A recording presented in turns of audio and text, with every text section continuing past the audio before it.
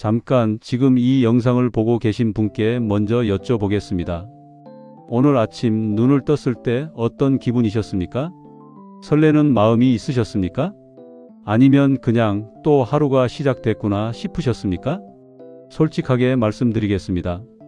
저도 동시대를 살면서 내 주변이 친구, 동료 그리고 비슷한 연배를 가진 사람들에게 이야기를 정말 많이 들었습니다. 그 사람들이 공통적으로 하는 말들이 있습니다. 이렇게 될 줄은 몰랐어. 돈이 많이 없어서가 아닙니다. 건강이 나빠서도 아닙니다. 그냥 뭔가 조금씩 빠져나가는 느낌. 내가 서 있는 자리가 예전 같지 않은 느낌. 아무도 나를 찾지 않는 날들이 쌓여가는 느낌. 그게 가장 무섭다고 합니다. 은퇴는 축하받아야 할 일입니다. 수십 년을 달려온 사람이 드디어 쉬는 것이니까요. 그런데 현실은 다릅니다. 아무 준비 없이 맞이한 은퇴는 자유가 아니라 공백이 됩니다. 오늘 이 이야기는 여러분을 겁주려는 게 아닙니다. 지금 이 순간 조용히 경고등이 켜져 있는 분들께 제가 직접 손을 내밀고 싶어서입니다. 절대 하지 말아야 할 것 6가지, 반드시 해야 할 것 6가지. 끝까지 들어주십시오. 이 12가지가 여러분의 남은 20년을 바꿉니다. 절대 하지 말아야 할 것 6가지. 1. 퇴직금을 끝이 아니라 시작처럼 쓰는 것. 퇴직금이 통장에 들어오는 날 이상한 해방감이 옵니다. 이 정도면 됐지. 이제 좀 살아보자. 그 감정 저는 이해합니다. 수십 년을 긴장 속에서 살았으니까요. 그런데 그 순간이 사실 가장 위험한 순간입니다. 퇴직금은 새로운 월급이 아닙니다. 더 이상 채워지지 않는 마지막 통장입니다. 줄어드는 속도는 생각보다 빠릅니다. 자녀 결혼 한 번, 손주 용돈 조금, 여행 한 번, 지인 경조사. 5년이면 절반, 10년이면 흔적만 남습니다. 무서운 건 돈이 줄어드는 것보다 불안이 커지는 속도가 더 빠르다는 겁니다. 돈이 절반이 되면 불안은 2배가 됩니다. 돈이 3분의 1이 되면 불안은 3배가 됩니다.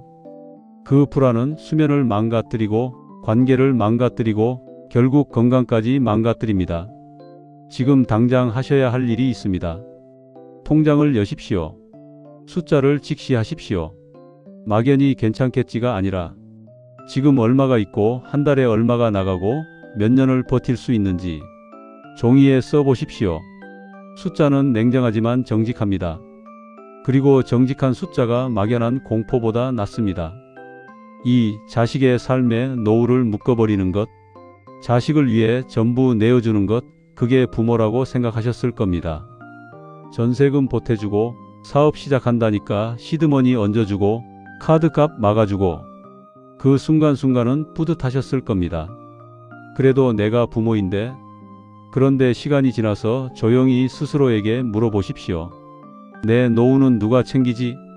자식에게 기대하는 마음이 생기기 시작하면 관계는 사랑이 아니라 부채 관계가 됩니다. 부모가 무너지면 자식도 무너집니다. 자식이 편하게 살기를 바란다면 부모가 먼저 자립해야 합니다. 가장 존경받는 부모는 자식에게 짐이 되지 않는 부모입니다. 사랑과 희생은 다릅니다. 사랑은 줄 수 있지만 노후를 담보로 한 희생은 결국 모두를 가난하게 만듭니다. 지금 이 순간이 3분입니다. 여기서 채널을 끄시면 안 됩니다. 진짜 중요한 이야기는 지금부터입니다. 3. 하루를 소비로만 채우는 것. 아침에 눈 떠서 뉴스 보고 점심 먹고 유튜브 보고 저녁엔 드라마보다 잠드는 하루. 나쁜 건 아닙니다. 쉬는 것도 당연한 권리입니다. 그런데 그런 하루가 1년, 2년 쌓이면 사람은 서서히 스스로를 잃어버립니다. 정보는 넘치는데 내 삶은 움직이지 않습니다. 하루는 빠르게 가는데 남는 게 없습니다. 그리고 어느 날 거울을 보다가 낯선 사람을 발견합니다. 인간은 필요받을 때 살아있다고 느끼는 존재입니다. 누군가 나를 찾고 내가 무언가를 해낼 수 있다고 느끼고 오늘 내가 존재한 이유가 있다고 느낄 때 비로소 하루가 살아납니다. 소비의 하루는 숨을 쉬지만 생산의 하루는 살아있게 합니다. 작아도 됩니다. 동네 한 바퀴 걷고 일기 한 줄 쓰고 아는 사람에게 전화 한 통 하는 것, 그것이 시작입니다. 4. 배우자를 당연한 공기로 여기는 것. 직장 다닐 때는 얼굴 볼 시간이 없었습니다. 아침에 나가서 저녁에 돌아오고 주말엔 각자 피곤했습니다. 그런데 은퇴 후에는 하루 종일 마주합니다. 처음엔 좋습니다. 그러다가 서서히 보이기 시작합니다. 저 사람 이런 사람이었나? 저 습관 왜 저렇게 하지? 저 말투 왜 저렇게 말하지? 그리고 가장 위험한 말이 나오기 시작합니다. 당신은 몰라. 당신은 이해 못해. 이 말이 쌓이면 같은 공간에 있어도 마음은 점점 멀어집니다. 은퇴 후 외로움의 절반은 혼자여서가 아니라 옆에 있어도 외로워서 옵니다. 배우자는 노후의 가장 강력한 자산입니다. 건강보험도, 자녀도, 재산도 배우자와의 따뜻한 관계만큼 여러분을 지켜주지 못합니다. 지금 오늘 밥 먹으면서 한마디 건네십시오. 요즘 어때? 뭐가 힘들어? 그 한마디가 관계를 살립니다. 5. 건강을 아직은 괜찮다고 미루는 것. 지금 6분이 됐습니다. 여기서 멈추시면 안 됩니다. 두 번째 절반, 반드시 해야 할 것들이 바로 다음에 나옵니다. 이게 진짜입니다. 근육은 말이 없습니다. 소리도 없이 매년 1%씩 줄어듭니다. 40대에 시작해서 50대엔 눈에 안 보이다가 60대엔 갑자기 계단이 무겁고 70대엔 넘어지면 일어나기 힘들어집니다. 지금 아프지 않다는 건 건강하다는 뜻이 아닙니다. 아직 증상이 나타나지 않았다는 뜻입니다. 건강을 잃으면 모든 걸 잃습니다. 돈도, 여행도, 가족과의 시간도.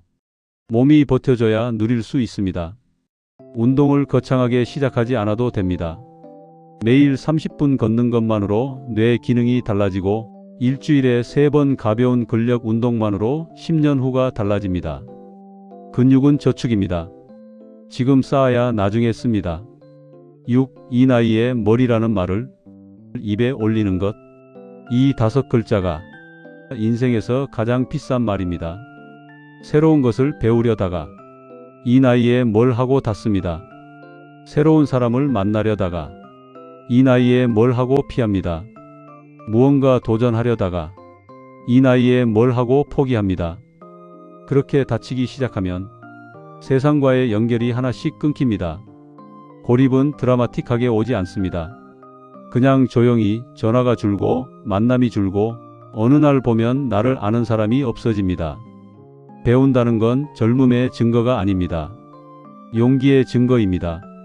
스마트폰 기능 하나 더 익히고 처음 보는 책 한 권 펼치고 낯선 모임에 한번 나가보는 것. 그것만으로 여러분의 뇌는 살아나고 세상은 다시 넓어집니다. 반드시 해야 할 것 6가지입니다. 여기서부터가 진짜 핵심입니다. 이걸 보기 위해 여기까지 오신 겁니다. 1. 돈을 숫자로 지금 당장 직시하기. 막연한 불안의 90%는 정확한 숫자를 모르기 때문에 옵니다. 오늘 당장 하십시오. 현재 자산 총액, 한 달 고정 지출, 예상 의료비, 예비 비용. 이 4가지만 종이에 쓰면 됩니다. 숫자를 알면 통제감이 생깁니다. 통제감이 생기면 불안이 줄어듭니다. 불안이 줄어들면 판단이 맑아집니다. 부동산, 주식, 누군가의 달콤한 투자 권유. 숫자가 명확한 사람은 흔들리지 않습니다. 숫자를 모르는 사람이 속습니다. 2. 자식과 건강한 거리를 설계하기. 자식을 사랑하되 노후를 자식에게 걸지 마십시오. 자식이 결혼하고 독립하면 부모도 독립해야 합니다. 경제적 독립, 정서적 독립. 자식에게 기대지 않는 부모가 자식에게 가장 큰 선물을 주는 부모입니다. 엄마, 아빠는 우리 인생 잘 살고 있어. 이 말을 자식이 들을 때 가장 마음이 편하고 가장 존경합니다. 3. 하루에 단 하나, 생산의 시간 만들기.